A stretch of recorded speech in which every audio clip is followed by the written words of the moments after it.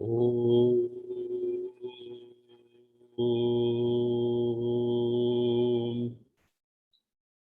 शांति।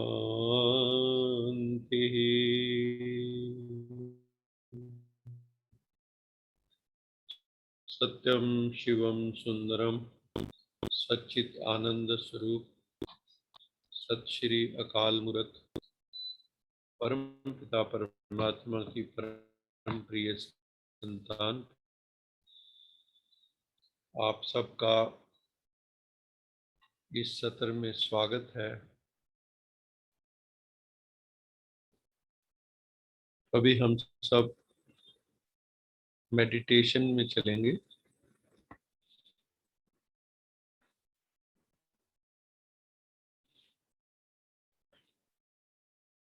सभी अपनी चित्त वृत्तियों को एक अपना ध्यान भ्रिकुटी में ले आए।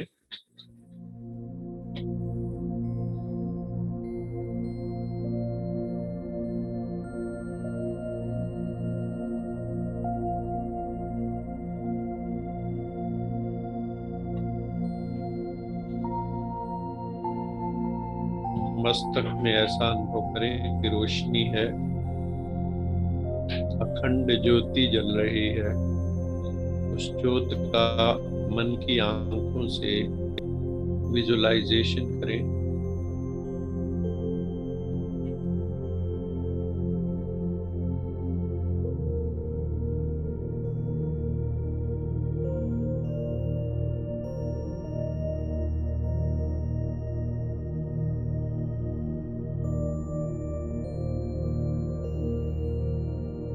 मैं आत्मा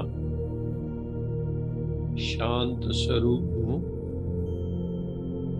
परम पिता परमात्मा की संतान हूँ।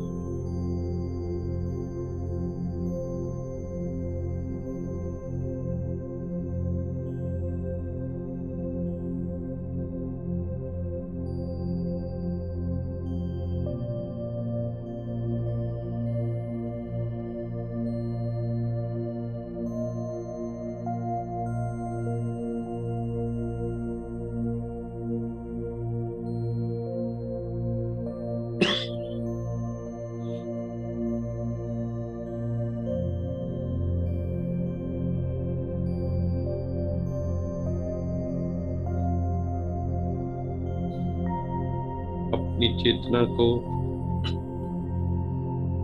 भ्रिकुटी में एकाग्र करें।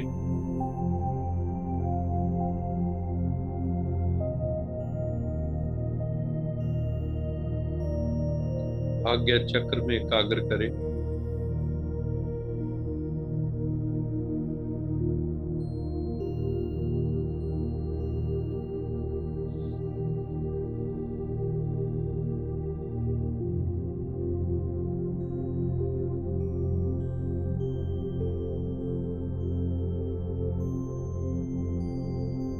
अपने स्वरूप में जागृत हो जाएं।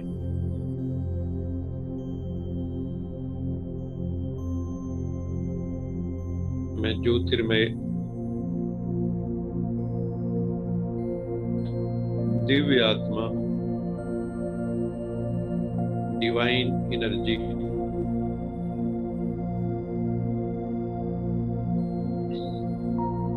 चैतन्य हूँ,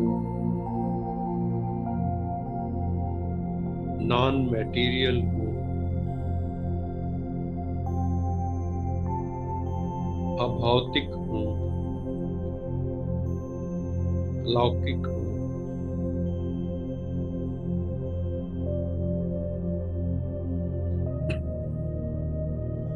मैं देह नहीं हूँ,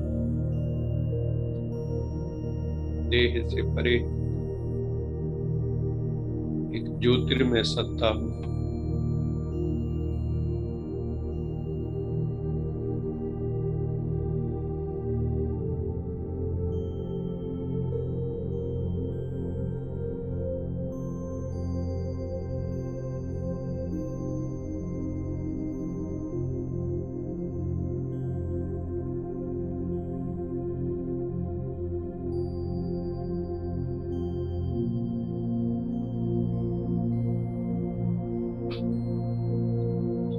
परम पिता परमात्मा की संतान हूँ।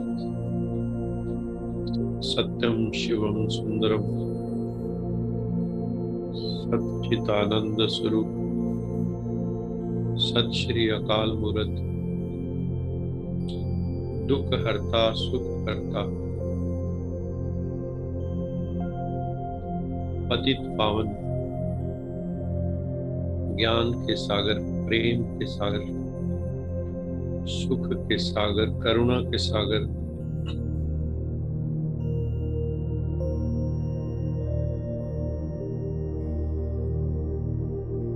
लिबरेटर एंड गाइड,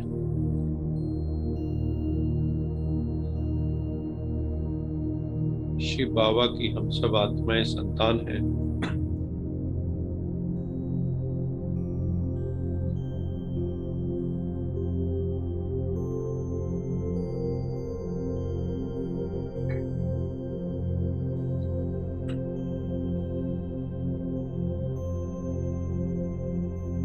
परम पिता परमात्मा की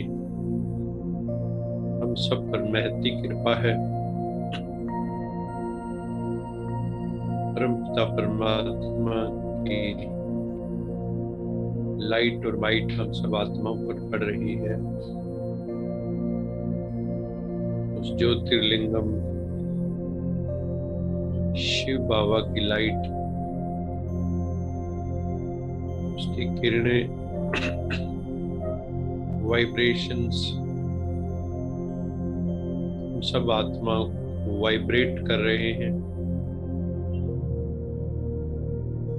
We all souls are vibrating with love, with power, with purity, with divinity. अपने भीतर ये संकल्प करो कि सर्वशक्तिवान परम पिता परमात्मा की संतान, मैं सर्व शक्तियों से संपन्न आत्मा हूँ।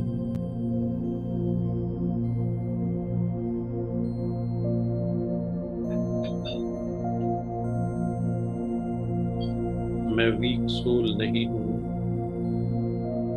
I am not a weak soul.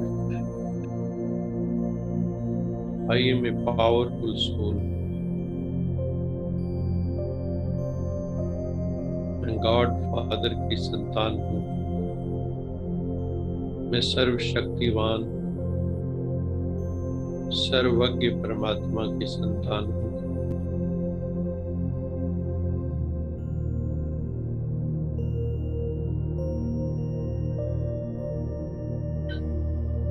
परम पिता परमात्मा हमें पतित से पावन बनाने आया है। अपनी देह को भूलकर अपने को आत्मा समझ परम पिता परमात्मा शिव को याद करो।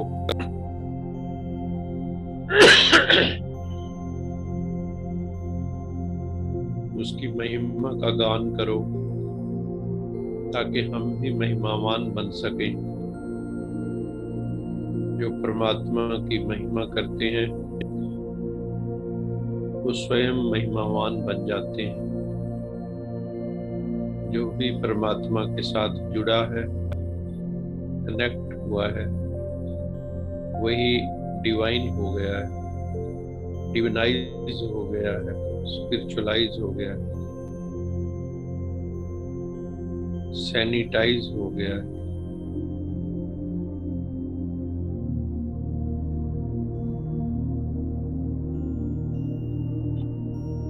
मेडिटेशन से हम अपनी आत्मा को सैनिटाइज कर रहे हैं। मैं प्रेम स्वरूप आत्मा हूँ। मैं शक्ति स्वरूप आत्मा हूँ। मैं आनंद स्वरूप आत्मा हूँ। मैं शुद्ध बुद्ध मुक्त आत्मा हूँ। ऐसे समझो मैं मुक्त आत्मा हूँ।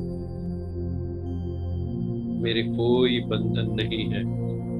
आई am totally free, absolute freedom is there. मैं मुक्त होकर आकाश में उड़ सकता हूँ। मैं आत्मा अंतरिक्ष के परे जा सकता हूँ। मैं आत्मा पांच तत्वों के परे मूल वतन में जा सकता हूँ, जहाँ मुक्तेश्वर परमपिता परमात्मा शिव निवास करते हैं। मुझ आत्मा का निवास स्थान भी वही है।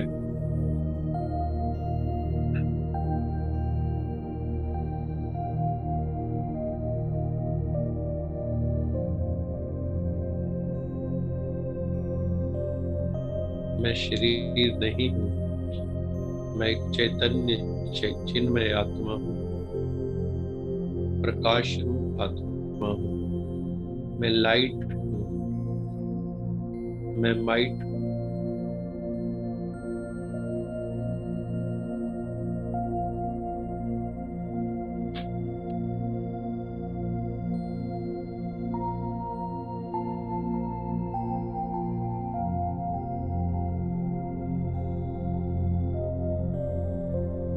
मैं इतना बड़ा शरीर नहीं हूँ। मैं चैतन्य ज्योतिर्मय अति सूक्ष्म अणु से भी सूक्ष्म tiny point of light and might हूँ, लेकिन मैं सर्व शक्तियों से संपन्न हूँ। मुझ में मन बुद्धि संस्कार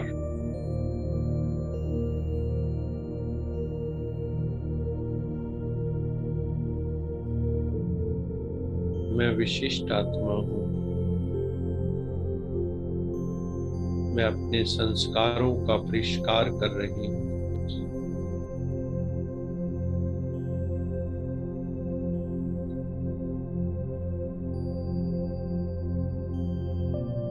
God is very kind to us.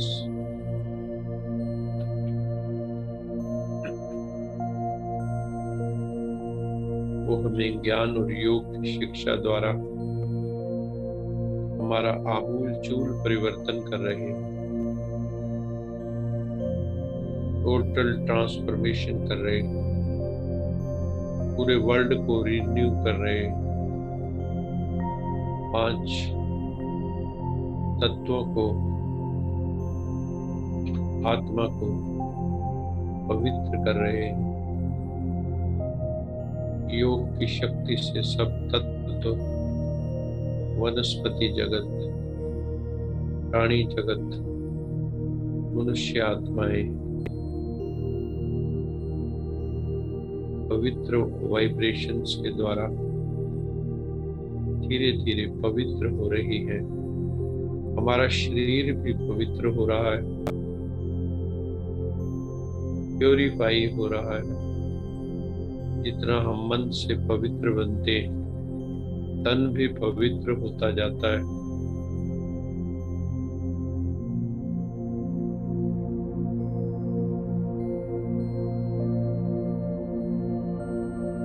बहुत आनंद का अनुभव हो रहा है,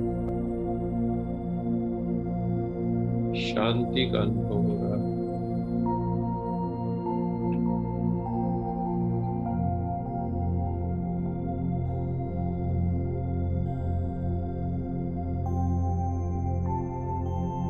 परमपिता परमात्मा की हम सब पर महती कृपा है, बहुत कृपा है उसका। जितना धन्यवाद करें थोड़ा है। अपने दिल से शुक्राना प्रकट करो। वो हमारी रक्षा करता है।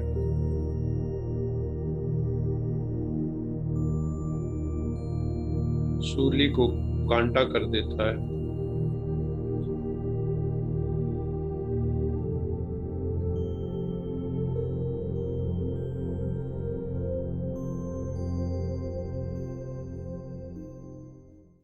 कभी हम यश जी को निवेदन करते हैं कि वो हमें परम पिता परमात्मा की याद का मधुर गीत सुनाए। यस जी। ओम शांति। वैसे तो जिंदगी में करने को बहुत कुछ है। वैसे तो जिंदगी में करने को बहुत कुछ है। पल भर निकालिए प्रभु के भी नाम पर, कुछ पल निकालिए उसके भी नाम पर। धड़कन का जब तलक है सीने में सिलसिला, प्राणों का चल रहा है जब तक ये काफिला। रहबर बनाइए उसे जीवन की शाम तक। वैसे तो जिंदगी में करने को बहुत कुछ है। सिर पर सदा हमारे उसका ही हाथ हो, सुख दुख हो रात दिन हो हर पल ही साथ हो।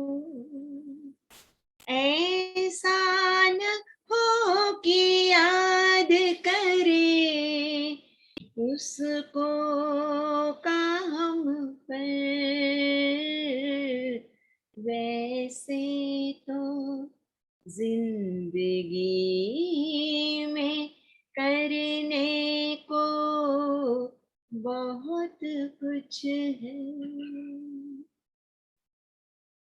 आँखें जो देखती हैं वो सब है मिटने वाली। चलना है निज वतन जहाँ के प्रभु है रहने वाले। अपनी नजर टिकाइए उस परम धाम पर। वैसे तो जिंदगी में करने को बहुत कुछ है। पल भर निकालिए प्रभु के भी नाम पर, कुछ पल निकालिए प्रभु के भी नाम पर।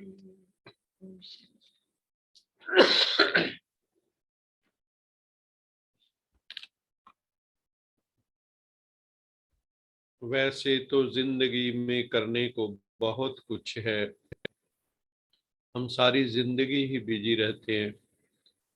कहते भी हैं नहीं मुक दे काम जहान दे होए, तू ही मुकदा मुक जासे। इस संसार के काम कभी खत्म नहीं होंगे, हम ही खत्म हो जाएंगे। कोई ना कोई कामना, कोई ना कोई वासना, कोई इच्छा, कोई ना कोई तृष्णा हमारी जागृत रहती है, जो हमें हर वक्त किसी न किसी काम में बिजी रखती है। तो इसमें यही चिताया गया है कि जिंदगी में करने को तो बहुत कुछ है, लेकिन क्या हम प्रभु के लिए थोड़ा समय भी नहीं निकाल सकते? अपने क्रिएटर को याद नहीं कर सकते? अपने फादर को याद नहीं कर सकते, जिससे सुख शांति का वर्षा मिलना है? जिससे सुख शांति मिलना है उसी से डिस्कनेक्ट हो गए, तो आपके पास चाहे संसार की सारी संपत्ति आ जाए, आपका मन शांत नहीं हो सकता, क्योंकि जिससे शांति मिलनी थी उससे ते डिस्कनेक्ट हो गए। बाबा मुरली में भी कई बार कहते हैं कि बच्चे, अगर हम भगवान से जुड़े हुए नहीं हैं तो हम ऑर्फन्स की तरह हैं, स्पिरिचुअल ऑर्फन्स, जिसको कहते हैं ना अनाथ। अगर किसी के माता पिता नहीं होते तो उसको अनाथ कहते हैं। लेकिन ये दुनिया जब परमात्मा से कटी है, डिस्कनेक्ट है, परमात्मा से संबंध नहीं है, तो क्या होगा? अशांत होंगे, दुखी होंगे, परेशान होंगे। जैसे राजा का बेटा हो और उसका संबंध अपने पिता से टूट जाए, या पिता उसको अपनी संपत्ति से बेदखल कर दे, तो क्या वो सुखी हो सकता है? तो वो सड़कों पे भीख मांगता हुआ नजर आता है। क्यों? उसका फादर से कनेक्शन टूटा है, अपने पिता राजा से कनेक्शन टूटा है। इसी तरह हम सब का भी परम पिता परमात्मा जो सुप्रीम है, जो हमारा गॉड फादर है, जिसको सभी धर्मों वाले याद करते हैं, जिसके लिए हमने बहुत बड़े आयोजन करते हैं, यज्ञ तप दान पुण्य, ना जाने क्या क्या करते हैं, लेकिन जब वो आता है वो अपनी विधि विधा सिखाता है कि बच्चे, how to connect with me and get empowered, मेरे साथ कैसे जुड़ना है और अपने को सशक्तिकरण अपना कैसे करना है, वो हमें सिखा रहा है। इसलिए इस गीत में वही भाव है कि कुछ समय तो उसके लिए भी निकालो। अपने कामों की जो प्रायोरिटी लिस्ट है तुम्हारी, उसमें मेरा नाम भी कहीं तो डाल दो, लास्ट में ही डाल दो, कहीं तो डाल दो, क्योंकि हमें सारे काम याद हैं, जबकि गुरबाणी ये कहती है, अवर काज तेरे किते न काम, मिल साध संगत भज केवल नाम। अवर काज तेरे किते न काम, कितने काम कर ले, अवर काज तेरे किते न काम, मिल साध संगत। जैसे अभी हम सब लोग मिलके बैठे, ये साध संगत ही है, सज्जनों की संगत है। मिल साध संगत भज केवल नाम, उस एक पिता के नाम को याद करो, उस परमात्मा को याद करो, उस सत्यम शिवम सुंदरम को याद करो, उस सच्चिदानंद स्वरूप को याद करो, उस सत श्री अकाल मूर्त को याद करो, उस पतित पावन को, दुख करता सुख करता को याद करो। तो हमें याद करना है, उसको अपनी स्मृति में रखना है। अर्जुन के साथ अगर भगवान ना होते, क्या वो महाभारत का युद्ध जीत पाते? कभी नहीं। इसलिए हमें भगवान को अपना साथी भी बनाना है और भगवान को सारथी भी बनाना है। तो अभी हम अपने विषय पे आते हैं। हमने कल देखा था कि कैसे जो है हम रोज अपने मन को यहाँ ट्रेनिंग देने के लिए आते हैं। यहाँ हम रोज क्यों आते हैं कि हम, देखो जीवन में दुख है, दुख का कारण है, कारण का निवारण है, लेकिन हमें वो कारण का निवारण नहीं आता तो हम दुखी रहते हैं, पीड़ा में रहते हैं। यहाँ हम जब आते हैं तो हम ये सीख रहे हैं कि हमें उस दुखों में भी, पीड़ा में भी, एडवर्स सर्कमस्टांसेस में भी कैसे मौज में रहना है, कैसे आनंद में रहना है। और भगवान ने हमें लक्ष्य भी दिया है, जो हमारा टॉपिक है कि कैसे अनासक्त भाव से संसार में जीना है, नष्टो मोहा बन के जीना है। तुम्हें संसार में रहना है, लेकिन ध्यान रखें हम ना रहे, हम संसार में रहें, संसार हमारे भीतर ना रहे। नहीं तो सारी जिंदगी हम जो है ना अपने रिश्तेदार संबंधियों की दूसरी बातें करते, भगवान की बात के लिए टाइम ही नहीं मिलता हमें। तो संसार में कैसे रहना है? जैसे किश्ती पानी में रहती है, जैसे किश्ती पानी में रहती है, पानी में रहती है किश्ती। जब तक उसमें अगर पानी भर जाए किश्ती के अंदर तो वो डूब जाएगी, लेकिन किश्ती पानी में रहे कोई हर्ज नहीं, पानी किश्ती में रहे तो दिक्कत हो जाती। इसी तरह हमें संसार में रहना है, उस किश्ती की तरह डिटैच होके, लेकिन स्नेह सबसे करना है, प्रेम सबसे करना है। और उसी की शिक्षा हमें भगवान दे रहा है कि बच्चे तुम्हें योगी बनना होगा, पवित्र बनना होगा, तपस्वी बनना होगा। आज हम गीता के जो है 2 श्लोक जो बहुत इम्पोर्टेंट है गीता के, वो 2 श्लोक हम लेंगे। उन 2 श्लोकों के अंदर जो भाव अभिव्यक्त किया गया है आसक्ति अन अभिष्वंगः पुत्रदाराग्री आदिषु नित्यं च समचित्तवम इष्ट अनिष्ट उपपतिषु। अर्थात आसक्ति का मतलब है यहाँ नॉन अटैचमेंट। एक होता है आसक्ति, एक होता है असक्ति।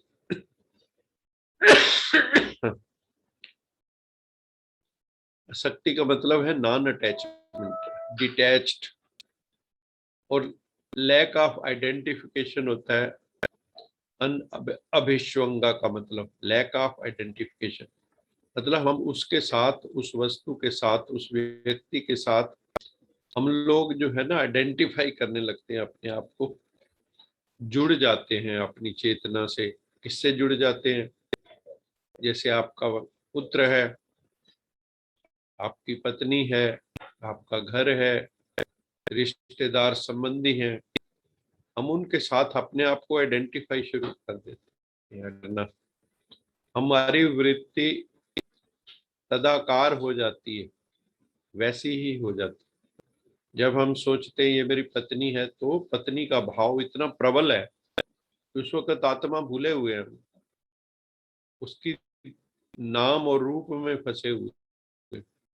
ऐसे हर रिश्ते के लिए ट्रू है कि हम जिस चीज का चिंतन करते हैं, जिस चीज को दृष्टि से देखते हैं, हमारी दृष्टि, हमारी वृत्ति तदाकार हो जाती है, वैसा ही आकार धारण कर लेती।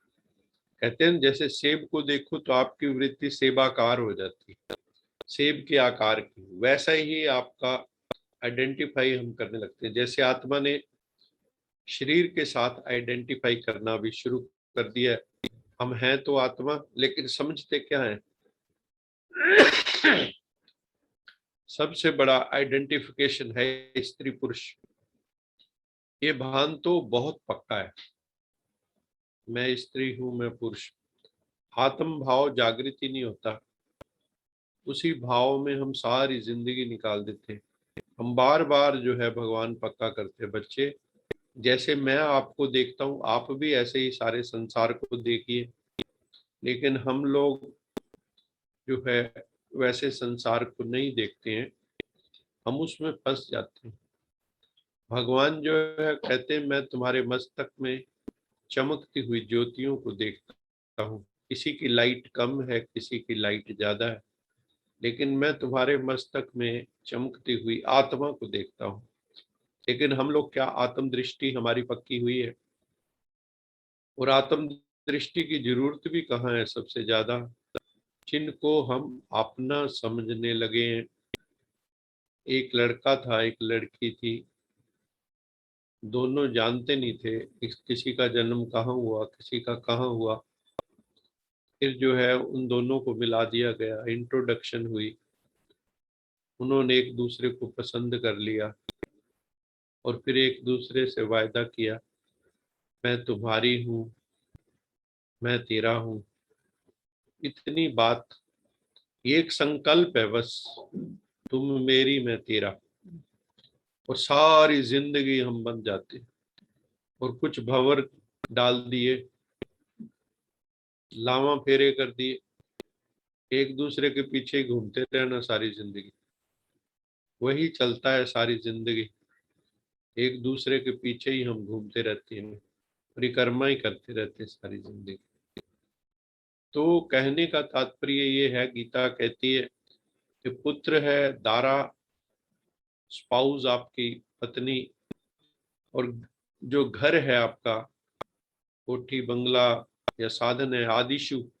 आदिशु का मतलब आदि, आदि इत्यादि, बेटा बेटी, पति पत्नी, अपना घर, साधन और रिश्तेदार, इसमें कॉन्स्टेंटली हमारी जो है ना चित्त लगा हुआ है। लेकिन इसके कारण ही हम ना, जैसे माँ, आप माँ को देखोगे तो बिल्कुल ये लगे ये मेरी माँ। माँ माँ में कभी इतनी आसानी से आत्म भाव जागते ही नहीं, पिता में इतनी आसानी से आत्म भाव जागता ही नहीं है। आप सोच के देखो कि हमें कितनी कितनी कितनी मेहनत करनी पड़ेगी कि हम अपने रिश्तों में आत्म भाव ला सकें।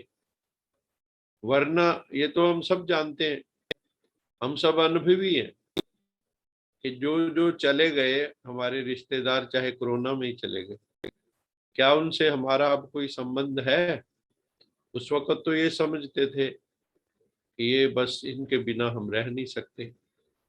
सारे रिश्ते एक सेकंड में कहाँ गए? बस यही करना है कि जीते जी हम अगर वियोग की पीड़ा से बचना चाहते हैं, क्योंकि सबसे बड़ा दुख कब होता है? या तो रोग हो, शोक हो। शोक का मतलब वियोग, पीड़ा, आपका जो नियर एंड डियर है कैसे भी चला जाए, साधारण मृत्यु से, एक्सीडेंटल से या रोग से। तो हमारी चेतना जो उनमें फंसी हुई है, परमात्मा कहता है इस चेतना को निकाल लो। देखो ये घटना देर अबेर होनी है, और चलो तुम दूसरों से तो जुड़े हुए हो, तुम अपने से भी अभिन्न हुए हो। अपने से भी अपने को, देह और आत्मा, गांठ पड़ गई है बीच में। गांठ भी पक्के वाली, डबल गांठ, डेढ़ गांठ नहीं है। जो डबल गांठ होती है वो पक्की, उसको खोलना मुश्किल हो जाता है। तो देह और आत्मा में भी गांठ पड़ गई, इतने आपस में जुड़ गए हैं। तो जो हम सुनाते हैं ना कि रूह और जिस्म का रिश्ता भी क्या अजीब रिश्ता है, उम्र भर साथ रहे मगर तारुफ ना हुआ। कि सारी जिंदगी हम साथ रहे, आत्मा और शरीर, लेकिन आपस में जो है एक दूसरे को अलग होकर इंट्रोड्यूस नहीं किया, खुद को वही समझते। देह और आत्मा बिल्कुल एक हो गए। परमात्मा आके उसको ना हमें दृष्टि दे रहा है कि बच्चे इनको अलग करके देख लो, धान का छिलका और चावल अलग अलग। और हम लोग क्या है, उसको बिल्कुल जैसे धान का रूप है वैसा ही समझते हैं।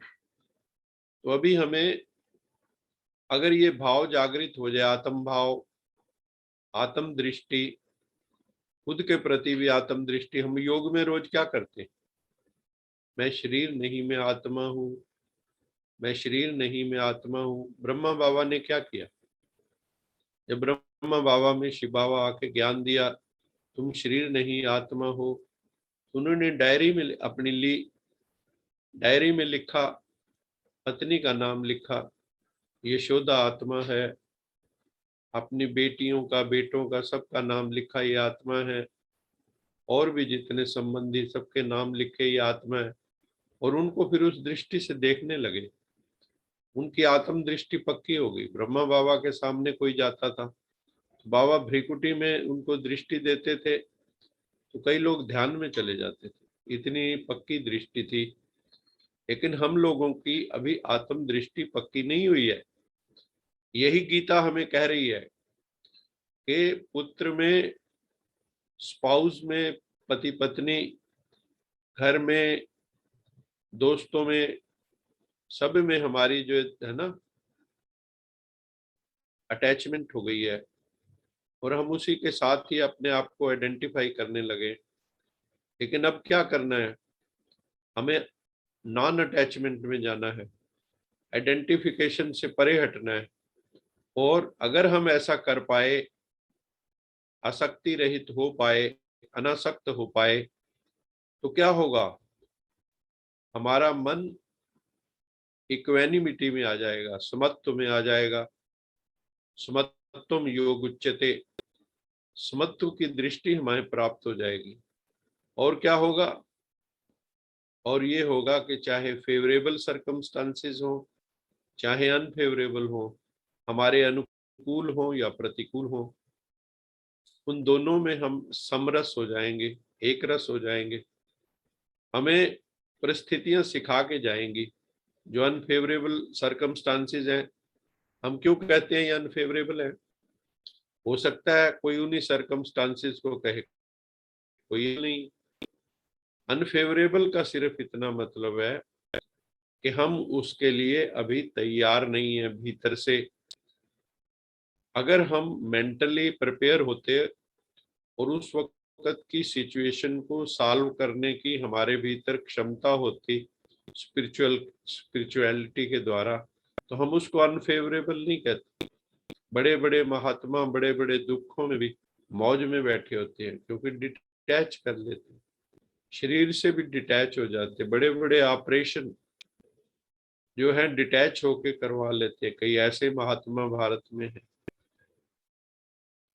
तो जो भी परिस्थितियां आती हैं, फेवरेबल अनफेवरेबल, उन दोनों में हमारा बैलेंस ऑफ माइंड बना रहे, तो रिमेनिंग अनअटैच्ड, हमें अनअटैच्ड रहना है, विदाउट आइडेंटिफिकेशंस विद जो भी हमारे रिश्तेदार संबंधी हैं, और कांस्टेंट इक्वेनिमिटी ऑफ माइंड, लगातार हमारा मन जो है इक्वेनिमिटी में रहे, मतलब बैलेंस में रहे, संतुलन में रहे।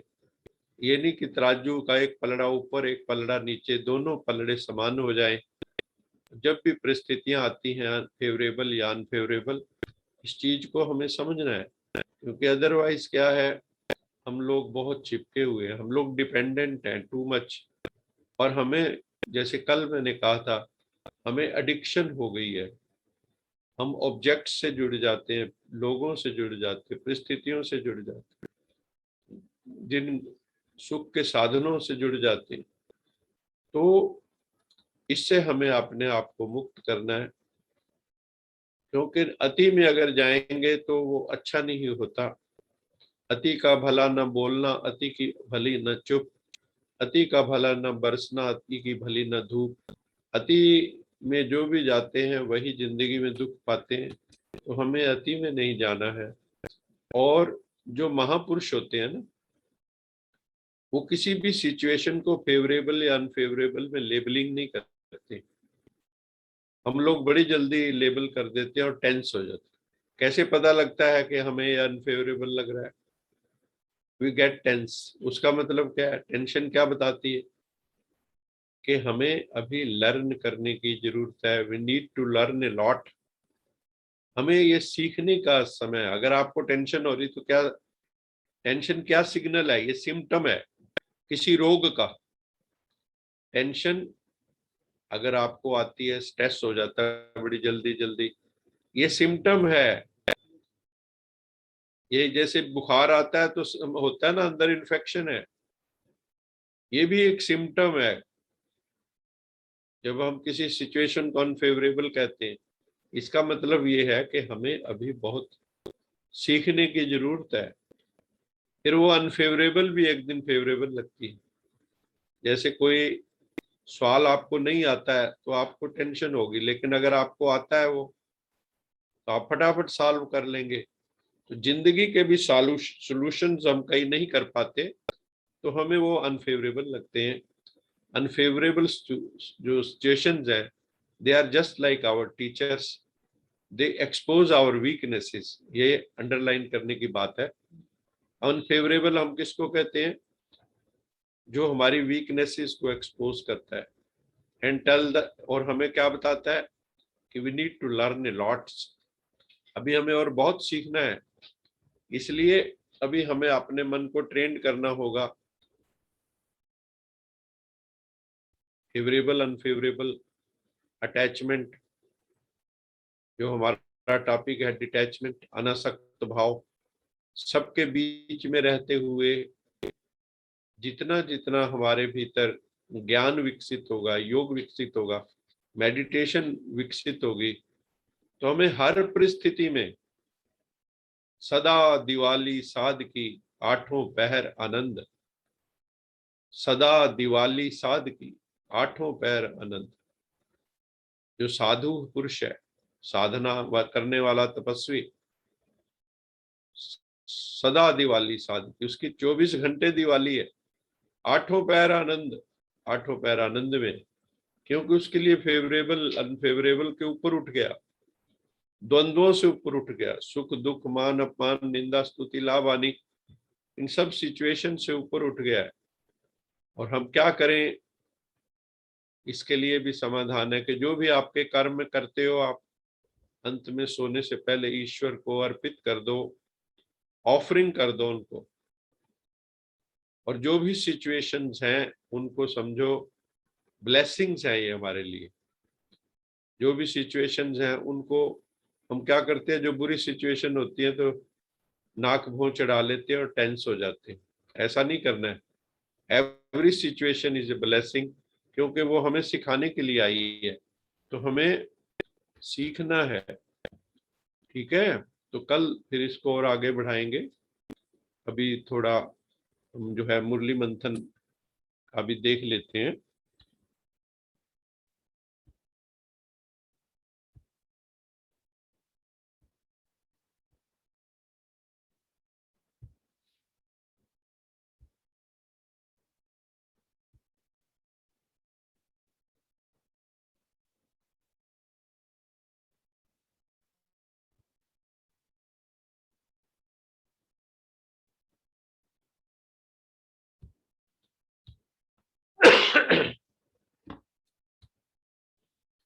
भगवान शिव कहते हैं, ये है रूहानी पाठशाला,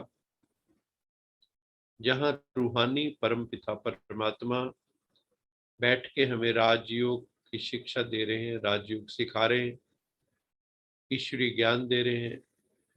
हमारी ये जो रूहानी स्टडी है, इसका एम ऑब्जेक्ट क्या है कि नर ऐसी करनी करे कि नारायण बन जाए, लक्ष्मी ऐसी, नारी ऐसी करनी करे कि लक्ष्मी पद को पाए।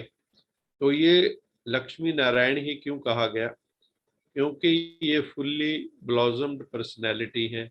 दे are perfect human being, divine human beings, जिन्होंने अपनी जितनी भी क्षमता थी उसको प्रकट रूप दे दिया है।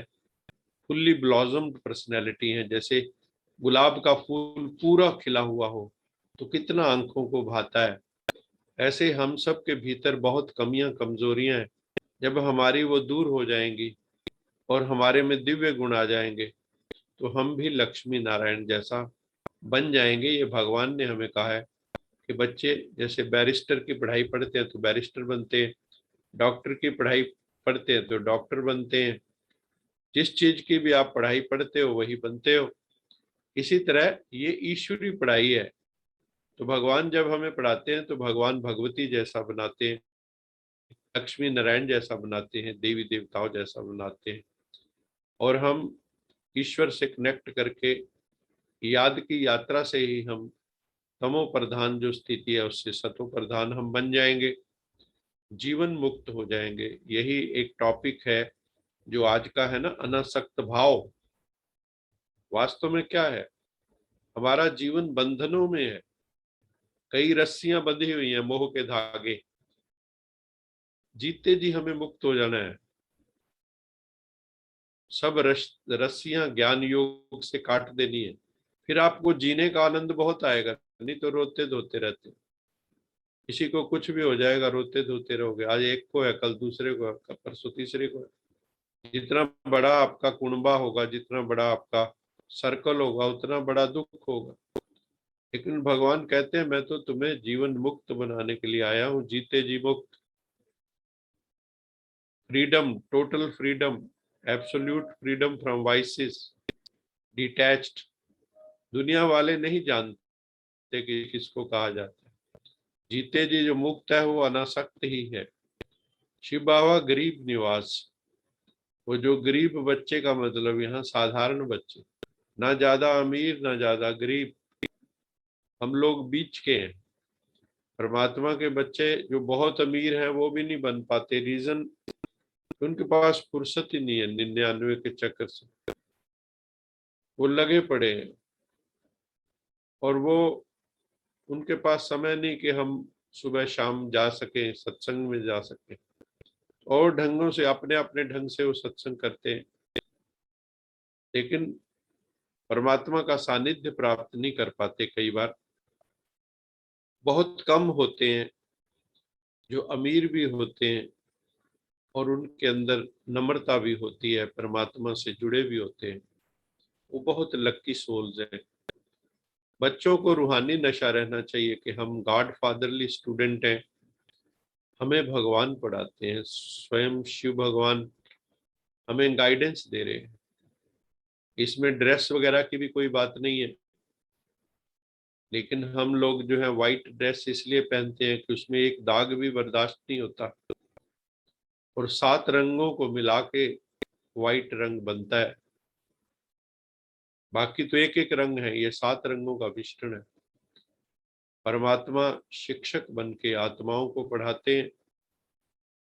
ये शरीर तो पतित विकारी है, हम लोग सब विषय विकारों में डूबे हुए हैं। वासनाएं, कामनाएं बहुत, एंडलेस डिजायर्स। इतना भी अच्छा सुंदर ड्रेस पहनो, और आत्मा और शरीर दोनों ही पतित हैं, शूद्र हैं, काले हैं। परम पिता परमात्मा राजयोग की पढ़ाई से हमें शाम से सुंदर बना देते हैं, काले से गोरा बना देते हैं।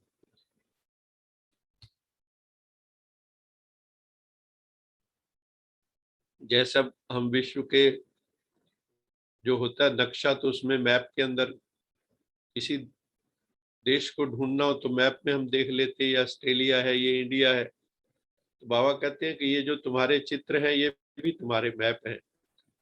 ये ज्ञान के चित्र, आध्यात्मिक नक्शे हैं हमारे, ये spiritual maps. Who is who, what is what, इससे पता लगता है, हमें ज्ञान मिलता है। हमारे जो कल्प वृक्ष का चित्र है, 3 लोक का चित्र है, अद्भुत चित्र है ये, अद्भुत, जो दिव्य दृष्टि में उतरे हैं, जिसमें सारे जो क्रिएशन का ज्ञान जो है दिया है, हिस्ट्री ज्योग्राफी पूरी उसमें दी हुई है। भारत में पहले लक्ष्मी नारायण डबल सिर ताज महाराजा महारानी थे। दिखाते हैं क्षीर सागर के अंदर विष्णु जी लेटे हुए हैं।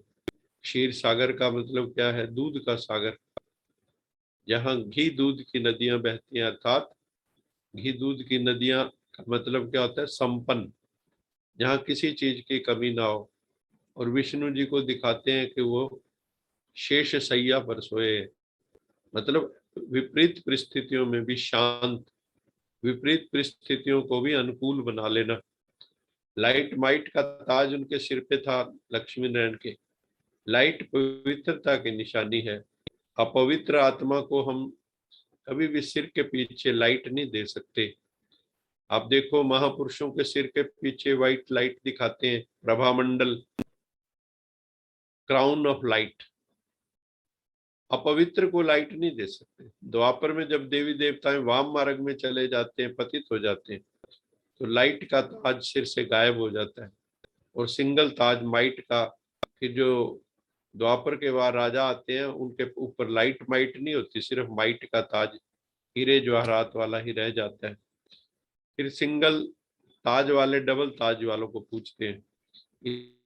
इसलिए भी अपने यहाँ जैसे वो मंदिर बनाते हैं लक्ष्मी नारायण का, देवी देवता आपे ही पूज, आपे ही पुजारी बन जाते हैं। हम जो पूज्य थे वही पुजारी बन जाते हैं। इस समय पतित होने के कारण सब डार्क है, शरीर भी पतित तो आत्मा भी पतित। बाबा कहते हैं ये रूहानी पढ़ाई है। पावन ज्ञान को धारण करने के लिए अपनी बुद्धि रूपी बर्तन को सोने का बनाना है।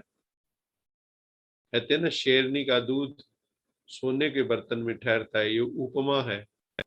इसका मतलब क्या होता है कि परम पिता परमात्मा का जो ज्ञान है, तो हमारी बुद्धि भी कैसी होनी चाहिए, बिल्कुल सोने जैसी होनी चाहिए, तभी उसमें ठहरेगा और बनेगा। याद से ही विकारी आदतें भी जब छूट जाएंगी तभी हम जो है बुद्धि रूपी बर्तन जो है शुद्ध हो पाएगा।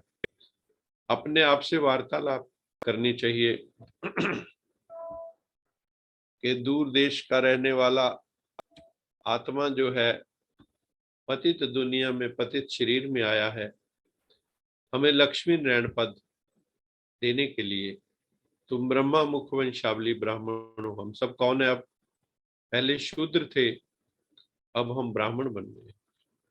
तो अपनी पुरानी गंदी आदतें अब मिट जानी चाहिए। जो हर एक को अपने भीतर झांकना है, मेरे भीतर कौन सी गंदी आदतें हैं जो मुझे तंग करती हैं। हम दुखी क्यों हैं?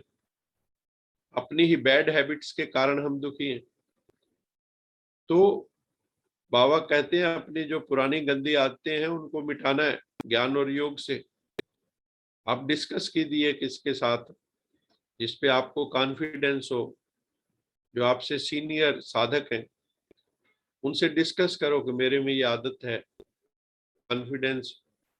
तो वो धीरे धीरे वो आपको युक्ति बताएंगे, ज्ञान की युक्ति बताएंगे, योग का मार्ग बताएंगे।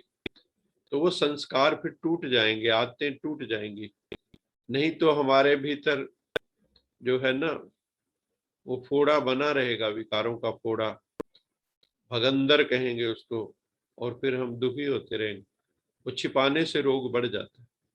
बहुत रॉयल्टी में रहना है, रॉयल हैं हम, रॉयल बाप के रॉयल बच्चे। जैसे कोई गरीब व्यक्ति एमएलए एमपी बन जाते हैं, अथवा पढ़ाई करके कोई पोजीशन पा लेते तो टिप टॉप बन जाते हैं, क्योंकि पोजीशन का भी हर एक को नशा चढ़ता है। ऐसे तुम बच्चे भी पढ़ रहे हो पतित से पावन बनने के लिए। हमें भी बड़ा नशा है कि हम ऊंचे ते ऊंचे पिता की, ऊंचे ते ऊंची संतान है। ये स्टेटमेंट सारा दिन रिपीट किया करो कि मैं बहुत भाग्यशाली आत्मा हूँ जिसे स्वयं भगवान ने चुना है। मैं ऊंचे ते ऊंचे परम पिता परमात्मा की ऊंचे ते ऊंची संतान हूँ। कभी भी लो फीलिंग में ना जाओ, हाई एस्टीम में रहो, हाई कॉन्फिडेंस में रहो। एरोगेंट ना हो लेकिन असर्टिव जरूर हो। ऐसे तुम बच्चे भी पढ़ रहे हो पतित से पावन बनने के लिए। पढ़ती आत्मा ही है। देह के सभी धर्मों को छोड़ो, सर्व धर्मान प्रत्यज्य मामेकम शरणम व्रज, अहम तो सर्व पापे भ्यो मोक्षयिष्यामि मा शुचा। कि सब धर्मों को छोड़ के तू मेरी शरण में आ जा। कई कहते हैं हम गुजराती हैं, हम मुसलमान हैं, ये है वो है, हम सिख हैं। ये सब बाबा कहते हैं बॉडी कॉन्शियस है। ये देह के धर्म है, जहां जन्म हो गया वही आपका धर्म हो गया। ये धर्म नहीं है। अपनी अपनी वृत्ति के परिवर्तन से दृष्टि को दिव्य बनाओ, डिविनाइज करो। आप किसी को देखते हो तो विकारी दृष्टि से मत देखो, पवित्र दृष्टि से देखो। जो नर नारी के बीच दृष्टि है उसको प्योरीफाई करो, सिविल आई बनाओ, क्रिमिनल आई मत रखो। भगवान कहता है उसके लिए वृत्ति को परिवर्तन करना होगा, और वृत्ति को परिवर्तन करने के लिए स्मृति को परिवर्तन करना होगा, और स्मृति को परिवर्तन करने के लिए आपको सत्संग करना होगा। सत्संग से सत्य स्मृति बनेगी, उससे वृत्ति बनेगी, वृत्ति से दृष्टि बनेगी, और दृष्टि से सृष्टि बनेगी। ये पूरा एक विधान है। तो बाबा कहते हैं अभी अपनी वृत्ति के परिवर्तन से दृष्टि को दिव्य बनाओ, तो दृष्टि द्वारा अनेक आत्माएं अपने यथार्थ रूप यथार्थ घर तथा यथार्थ राजधानी को देखेंगे। आगे लक्ष्मी नारायण की राजधानी आ रही। ऐसे यथार्थ साक्षात्कार कराने के लिए वृत्ति में जरा भी देह अभिमान की चंचलता ना हो। बॉडी कॉन्शियस ही चंचल करता है वृत्ति को। सोल कॉन्शियस होने पे वृत्ति अचल हो जाती, चंचल नहीं रहती। तो हमें चंचल से अचल की यात्रा पर है हम। तो वृत्ति के सुधार में दिव्य दृष्टि बनाओ, तब वो सृष्टि परिवर्तन होगी। देखने वाले अनुभव करेंगे। ये बहुत सुंदर बाबा ने कहा कि देखने वाले ये अनुभव करेंगे कि नैन नहीं इनके, लेकिन ये तो जादू की डिबिया है। कितनी सुंदर बात है। महापुरुषों के आप नैन देखो, पवित्र आत्माओं के नैन देखो, होली सोल्स के नैन देखो, तो जैसे उनकी आंखों में ना मस्ती सुरूर छाया हुआ होता, इंटॉक्सिकेशन, नशा। तो बाबा कहता है वो जादू की डिबिया की तरह है। ये नैन साक्षात्कार का माध्यम बन जाएंगे। आगे चल के आपकी नैनों से दुनिया में महात्माओं से भी लोग क्या कहते हैं, महापुरुषों से, कि अपनी कृपा दृष्टि दो। दृष्टि, दृष्टि शब्द आता है। कृपा दृष्टि कहाँ से आएगी? आपकी जब वृत्ति पवित्र होगी तो दृष्टि भी पवित्र हो जाएगी, कृपा दृष्टि हो जाएगी, ब्लेसिंग्स हो जाएंगी। तो बाबा कहते हैं नैन भी साक्षात्कार का माध्यम बन जाएंगे। अगर आप साधनात्मक होंगे, प्योरीफाई करेंगे, सोल को सैनिटाइज करेंगे, डिटॉक्स करेंगे। आज का स्लोगन है सेवा के उमंग उत्साह के साथ बेहद की वैराग्य वृत्ति ही सफलता का आधार है। इसका क्या मतलब है कि हम अगर चाहते हैं कि हमें सेवा में सफलता मिले, लोग हमारी बात सुने, भगवान से जुड़े, उसके लिए पहली चीज बताई उमंग उल्लास। मरे मरे से नहीं, जीवंत होके जिए। कई तो चलती फिरती लाशें हैं। भगवान कहते हैं कि उमंग उल्लास के साथ चलो।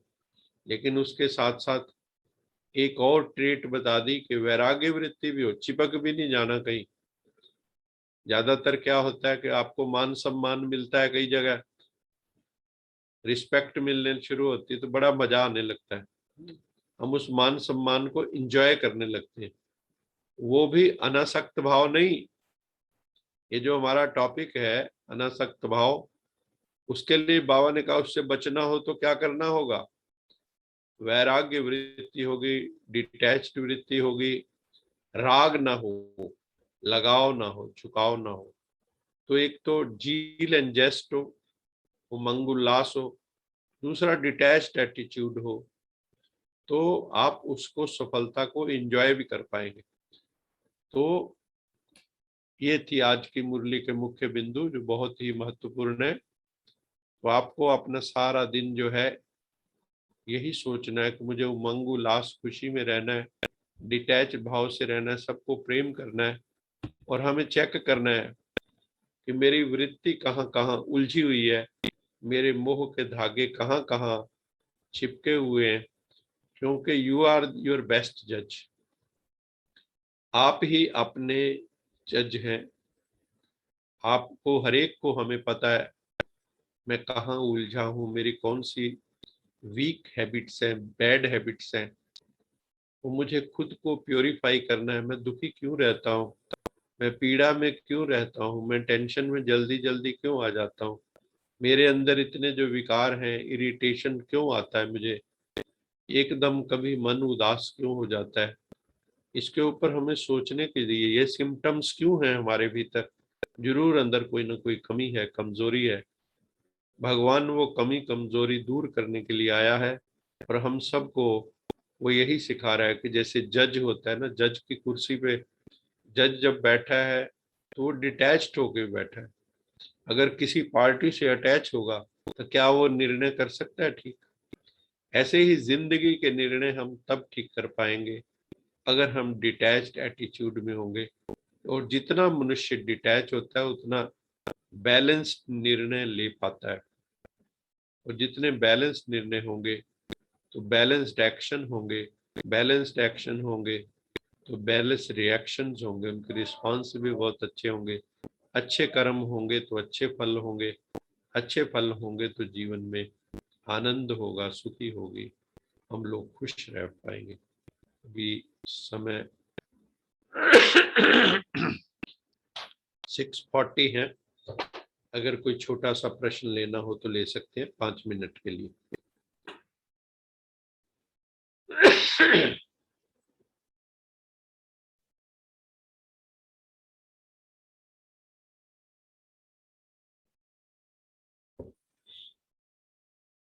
अगर कोई प्रश्न नहीं है किसी का तो मैं आप सबका बहुत बहुत धन्यवादी हूँ।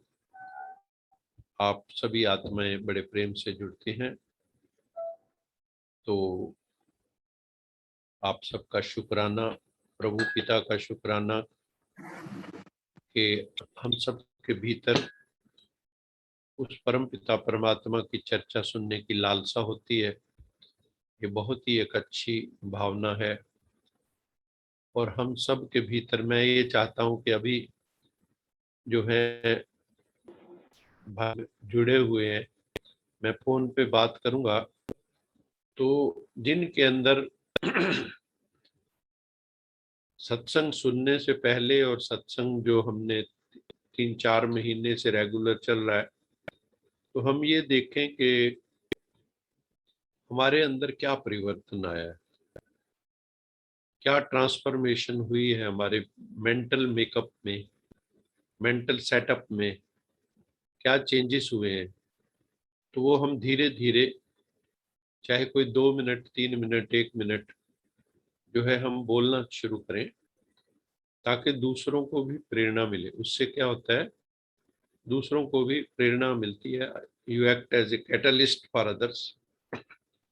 तो हमें ये काम करना है और मैं धीरे धीरे चाहूँगा कि सब इसमें पार्टिसिपेट करें और अपने साथ हर कोई कम से कम 2 आत्माओं को जोड़े, क्योंकि ये भी पुण्य लाभ मिलेगा आपको कि आप किसी की जिंदगी को बदलने में, उनके दुखों को दूर करने में, उनके स्ट्रेस को, चिंता को, फिक्र को, गम को दूर करके अगर आप उन्हें बेगमपुर का बादशाह बना देते हैं तो ये आपके लिए क्रेडिट में जाएगा और आपको भी अंदर खुशी मिलेगी। हम सब किस लिए हैं, एक दूसरे की शेयर एंड केयर के लिए ही हैं। तो आध्यात्मिक व्यक्ति की निशानी ये होती है कि वो अपनी जो भी चीजें हैं अपने सूक्ष्म और स्थूल सबके साथ शेयर करता है और सबकी केयर करता है। अभी हम सब लोका समस्ता सुखिनो भवन्तु की भावना से जो है दोनों हाथ जोड़कर लंबा गहरा सांस। लोका समस्ता सुखिनो भवन्तु, लोका समस्ता सुखिनो भवन्तु, लोका समस्ता सुखिनो भवन्तु। ओम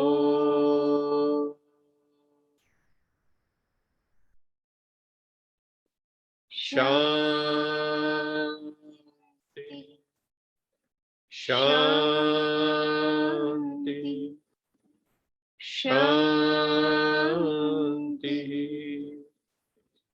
मैं पूजा चौधरी जी का विशेष रूप से धन्यवादी हूँ कि आज वो जुड़े हुए हैं और चहल साहब पटना से जुड़े हुए हैं, मनोज वधवा जी, किरण जी और भी डॉक्टर नागर की फैमिली पूरी जुड़ी हुई है। तो आप सबका बहुत बहुत धन्यवाद। स्वर्ण लता जी भी जुड़े हुए हैं और प्रोफेसर गर्ग मेरठ से जुड़े हुए हैं। कलावती जी, कपिल मखीजा, आप सबका बहुत बहुत धन्यवाद। डॉक्टर आरजे शर्मा, आप सबका बहुत बहुत धन्यवाद। God bless you all. कल फिर मुलाकात होगी। ओम शांति। सबको खुशी का संदेश देते रहो, सब खुशियों में रहो और सबको खुशखबरियां सुनाओ। आप सबका बहुत बहुत धन्यवाद। ओम शांति। God bless.